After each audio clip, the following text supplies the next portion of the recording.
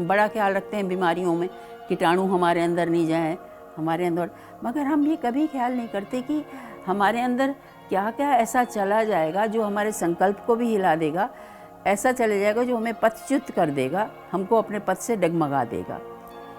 इसके लिए प्राणायाम 4 दृढ़ स्तंभ देता है आपको, जिसको हम कहते हैं सत्य, प्रेम, कर्म और प्रकाश।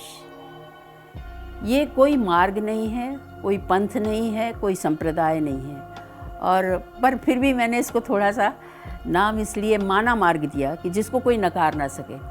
क्या आप सत्य को नकार सकते हैं? क्या आप प्रेम को नकार सकते हैं? या कर्म को नकार सकते हैं? प्रकाश को नकार सकते हैं? नहीं ना। मगर जब हम इनको लेबल लगा देते हैं धार्मिकता का, तब आप अपने अपने संप्रदाय चुन के, तो हम यहीं अलग हो गए। जब हमने यहीं एक होना नहीं सीखा तो उस प्रभु से हम एक होना क्या सीखेंगे? प्रणाम ये कहता है कि जब हम 10 लोग मिलकर नहीं बैठ सकते प्रेम से, या एक दूसरे को सहयोग नहीं करते, हमारे यहाँ एक नारा है, सुपात्र को सहयोग सबसे बड़ा योग। अगर हम ये नहीं कर सकते तो हम पूरी दुनिया को वसुधैव कुटुंबकम कैसे बताएंगे? तो प्रणाम बहुत छोटे छोटे सूत्र लेके चलता है, पूरा ग्रंथ याद करने की ज़रूरत नहीं, रटने की ज़रूरत नहीं। वसुधैव कुटुंबकम सबको एक तरह से समझो। अगर उसमें कुछ व्यवधान लगता है या कुछ आपको कटुता मिलती है तो आपको सहन शक्ति सिखा जाएगी। ऐसे ही सहना ववतु छोटा सा है मंत्र उपनिषद का, कि हम गुरु शिष्य इकट्ठा विकास करें। ये नहीं कि एक आगे निकल गया एक पीछे निकल गया।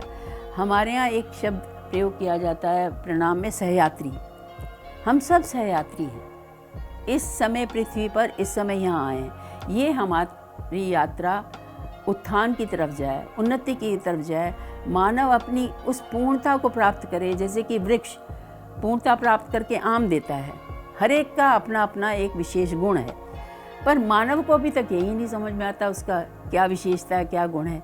तो इन सबको जानना समझना ये प्रणाम अभियान में है। और एक सबसे बड़ी बात कि अगर आप दृढ़ संकल्पित होकर, एक जैसे विचार वाले लोग, ये शायद विवेकानंद जी की बात मेरे मन में रह गई बचपन से, कि अगर एक विचार को, एक थॉट को, एक सत्यपरक चिंतन को एक समय में ध्याते हैं तो समय उसके साथ है, समय तो उसको आगे लेके जाएगा।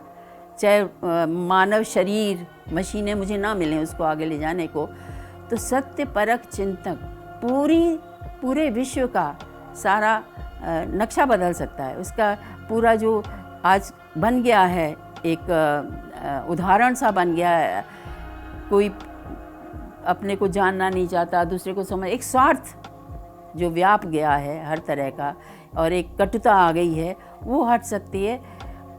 ये ब्रह्मास्त्र है। एक स्वस्थ चिंतन समय पर करना ब्रह्मास्त्र है। जबकि बम तो सिर्फ कुरूपता उपजाता है, ये सत्यम शिवम सुंदरम उपजाएगा।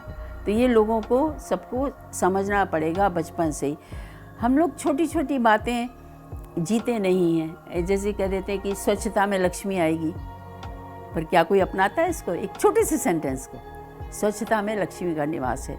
चीज़ें आप सही से रखोगे, वहाँ सरस्वती का निवास होता है। जहाँ आप सफाइयाँ करते हो पूरा अपने तन मन धन से, वहाँ काली आती है, वो अपने आप अशुद्धता को दूर निकालेगी।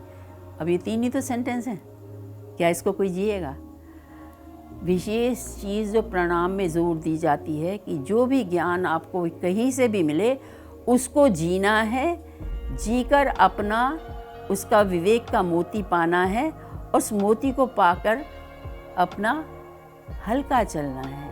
भारी चलने की आवश्यकता नहीं है कि मैंने इतने ज्ञान का बोझ सिर पे लिया हुआ है। ये उपनिषद में भी कहा गया कि सच्चा विद्यार्थी वही है जो अपने को अंत तक घिसे और आखिर में एक मोती जेब में लेके और हल्का चले। भूसे में से आपने एक चावल का दाना ज्ञान का ले लिया और बस आप हल्के हैं। ज्ञान की लाइब्रेरी बनाने की ज़रूरत नहीं है, ज्ञान को घोटने की ज़रूरत नहीं है, ज्ञान को जीने की आवश्यकता है। कलयुग में, इस युग में अब 3 चीज़ काम आएंगी।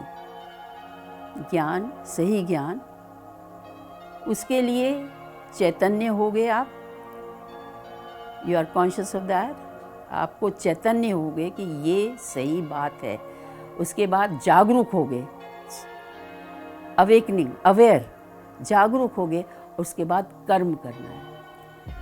खाली बैठने से, बताने से कुछ नहीं होने वाला।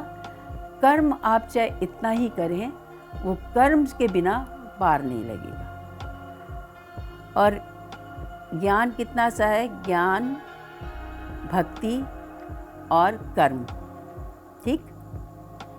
सत्य, प्रेम और कर्म, ये 2 सेट हैं। ज्ञान, सही ज्ञान, भक्ति, ठीक है? भक्ति आपकी प्रेम में बदल जाती है, आप सबसे एक सा प्रेम करते हैं। कर्म दोनों में है, आप आंतरिक कर्म भी करना है, अंदर की भी सफाई करनी है और बाहर की भी, तो दोनों कर्म अति आवश्यक हैं। तो अगर आपको कोई चीज़ सही लगती है, उस पर कर्म करें, ये अति आवश्यक है। और प्रणाम का जो बड़ा आपको एक रुचिपूर्ण स्थिति बताती हूँ। जब मुझे कुछ समझ में आया या लगा कि कुछ जागृति हुई है, कुछ दर्शन हुआ है, तो सबसे पहले देखिए हमारे यहाँ एक वाक्य है, अहम ब्रह्मास्मि। जब आप और जगह जाते हैं, ज्ञान में आते हैं, तो अहम ब्रह्मास्मि को काफ़ी लोग चिपक जाते हैं कि मैं ही ब्रह्म हूँ। तो मुझे कहीं लगा कि ठीक है, उस वक़्त ये समय के अनुसार सब चीज़ होती है, उस समय सही होगा जब उनको ऋषि मुनियों को ज्ञान है, मैं ब्रह्म हूँ, मैं ब्रह्म का अंश हूँ, मैं ब्रह्म तो नहीं हूँ ना, अहम ब्रह्मास्मि। अब लोग ये इसको ही मंत्र बना रखा है कईयों ने। तो जब मेरे अंदर से कुछ प्रकाशित हुआ, तो मैंने जो मेरे सामने सत्ता थी उससे मैंने यही पूछा, मैंने कहा प्रभु, अगर मैंने जाके कहा अहम ब्रह्मास्मि, तो लोग और मैं प्रणव हूँ, आप प्रणव हो, प्रणव का अंश में या प्रणव में हो, तो ये तो मुझे अहंकारपूर्ण उक्ति लगेगी। तो क्या शब्द मैं ऐसा दूँ इस अभियान को? अब एक तो प्रणाम में कोई भी चीज़ बुद्धि से नहीं की गई, क्या नाम दूँ? 3 दिन तक मेरी कलम चलती रही, फिर प्रणाम शब्द आया। तो जिज्ञासु हूँ मैंने पूछा क्यों प्रभु, प्रणाम क्यों? प्रणाम का अर्थ है, पहला है प्रकृति से जुड़ो, और ण शब्द ऐसा है सिर्फ भारतीय संस्कृति में और या संस्कृत में, जो हमारे अण यहाँ से बोला जाता है ण, तो हमारी ईड़ा पिंगला जो दोनों ऊर्जाएं संतुलित होती हैं और स्वतः ही हमारा प्राणायाम हो जाता है। और प्रणाम का अर्थ हुआ प्राणों का आयाम नम्रता से। मेरे आत्मा के अच्छे गुण आप में आए और आपके गुण मेरे में आए। नमस्ते भी सही है, नमस्ते में हम नमन करते हैं, आपको आदरणीय मानते हैं, पर प्रणाम बहुत विस्तृत है। मेरे प्राणों का आयाम, प्राणायाम में क्या है? आत्मा है। आयाम में क्या है? आयाम का कोई अंत नहीं है, ब्रह्मांड है। ब्रह्मांड तक अच्छे गुणों का विस्तार हो, फैलाव हो, आपके गुण मेरे में आए, मेरे गुण आप में जाएं। हम जब ओम बोलते हो तो होठों को बंद करते हैं कि जब मेरे अंदर आपकी अच्छाइयों के, आपके सद्गुणों का अवतरण हो तो वो मेरे अंदर समा जाएं और मैं बड़ी नम्रता से इसको आत्मसात करूं। तो प्रणाम अपने आप में एक ग्रंथ है, इसका व्यापक अर्थ है। प्रणव से जुड़कर हमको प्रणत होना है, सबको प्रणाम करना है और सब में एक विशेषता समझकर सबको ही गुरु समझना है और सबसे कुछ ना कुछ सीख के। पर जो सबसे विशेष उद्देश्य प्रणाम का यही है कि मानव होने का आनंद अनुभव करें, जीवन सार्थक करें, इस सबसे बड़े यंत्र को प्रभुता की तरह ऑपरेट करना, चलाना सीखें और मेरे भारत की सर्वोत्कृष्ट संस्कृति का गौरव पुनः स्थापित करें।